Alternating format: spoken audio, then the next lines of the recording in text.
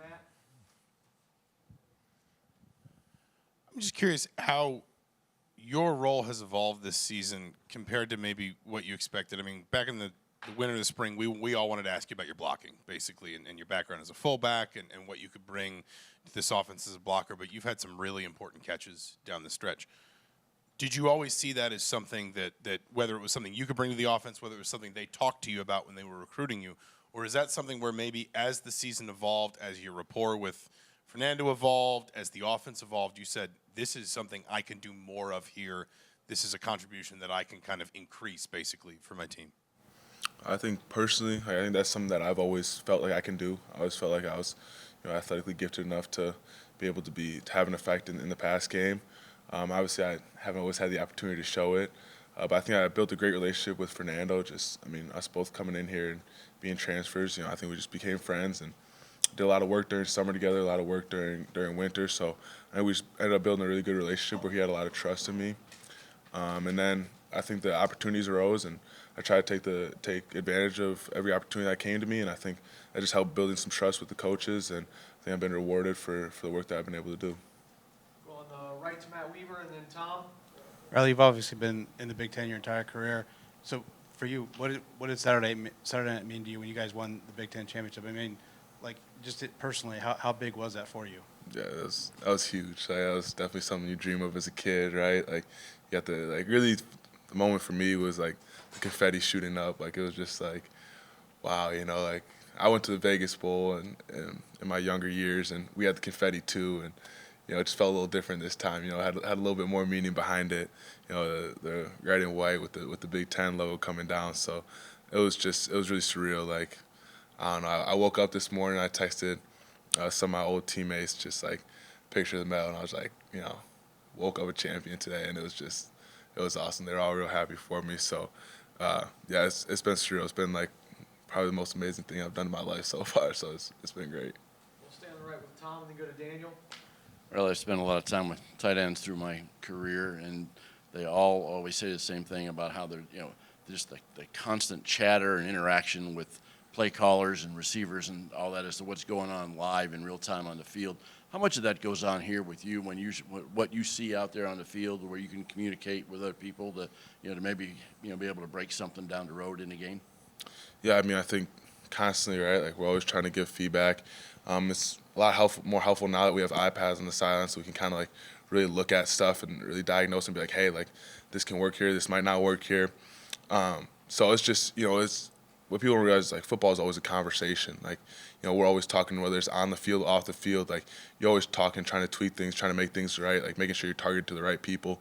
So I think it's been like a huge part, and that's something I really admire a lot about Coach Shanahan. Is he's really great at listening to us and actually valuing our opinions, and then making the right play calls off of it, right? Because I might see something and I might see it and be like, hey, like this is what they're doing. I don't necessarily know what the best play call is to go off that.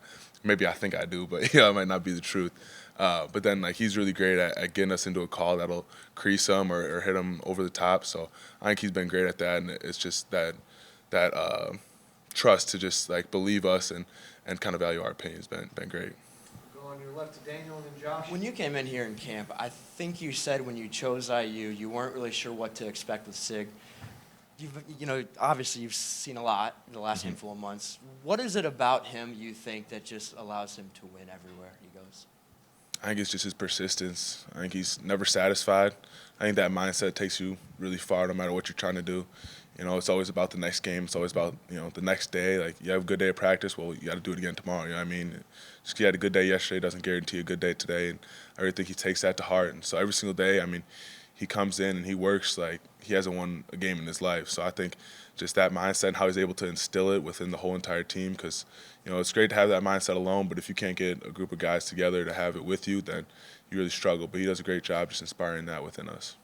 We'll go top left to Pete, and then to Mike S. Yeah, Riley, when you look at the opportunity ahead of you, hopefully 3 games, what will it take to win those 3 games? What will it take to be the type of team you guys want, or type of finish you want to have? Yeah, Coach Fick mentioned it, but just gotta stay humble and hungry. I think we have a talented team. We trust our guys and we know what we can do, but complacency kills. So I think that's really going to be the biggest thing for us is just, continue to get after it and, approach every day like we're still, just a team that everybody's doubting, a team that people don't believe in because, until we feel like we haven't proven what we need to prove yet. You know what I mean? Like for us, the goal has always been the end of the year. So I think as long as we keep that in the forefront of our minds, I think we'll do well. Mike S. on your right, and then Zach B. You were under-recruited, started as a walk-on. I'm curious, like, how much of a chip on your shoulder that was throughout your college career, and then fast forward to getting all Big Ten last week, like how gratifying that was. Yeah, I think that's kind of something that's always kind of followed me around. I mean, even from when I was a little kid, like people always kind of told me I'm like either too small or just not good enough. Like so, I think that's something I very much so just kind of grown to accept, and I kind of lean into it now. It's just because I feel like I have had to really work really hard. A lot of people were presented with a lot of opportunities. I took a route that I was blessed with opportunities in my career to be able to make a difference and see the field and get on the field. But I worked every day. I worked my butt off every single day. Came into the stadium when other people were sleeping. Didn't leave till I was the last one in the stadium a lot of times. So I think it's just something that I've kind of been doing my whole life. My parents instilled it in me, like, hey, like you got to work hard for everything. Like there's not going to be anything given to you. Like you can do whatever you want, but you got to be willing to do whatever you want. Go Zach B. and then Joe. In the fall, Mikhail called Carter the best offensive lineman in the country, and now, obviously, last week, Big Ten Offensive Lineman of the Year. When did you recognize that a season like he's had was possible for him? Honestly, coming in, I mean, he's a great player. He's such a unique mix because he's got power and he's able to like sit the ball and move people off the line, but he's got great hands, he's got great feet, which like he's a really quick guy. So like that was something that you don't see that combination in a lot of people. Usually they're maulers or they're finesse guys, but he's got really great balance of both. And anytime you get a guy with good balance like that, and he's had a lot of experience too, which is always extremely helpful. Anytime you have a guy like that, it's always a perfect recipe for something good to happen. So honestly, when I came in here, once we started playing spring ball, like love lining up next to him and getting help from him because it made my job blocking a lot easier when he was there next to me.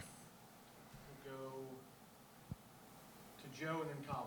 You mentioned how Saturday was one of the best moments of your life. What are the excitement, emotions around knowing bigger moments are on the horizon?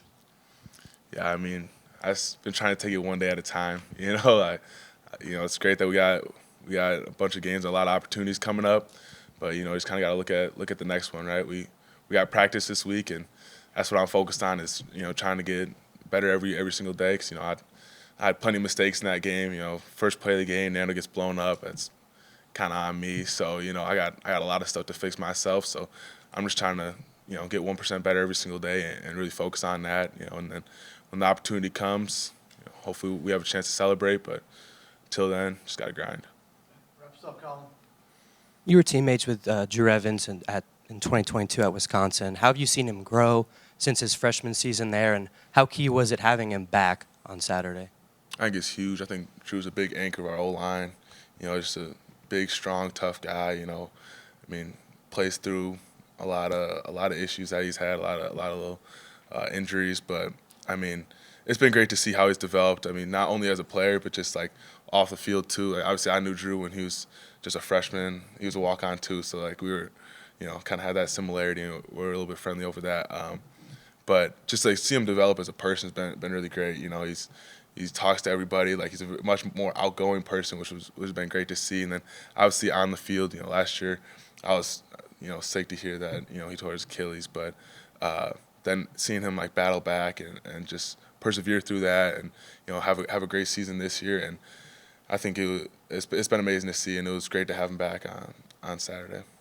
Great. Thanks, Riley. No problem. Thanks, everybody.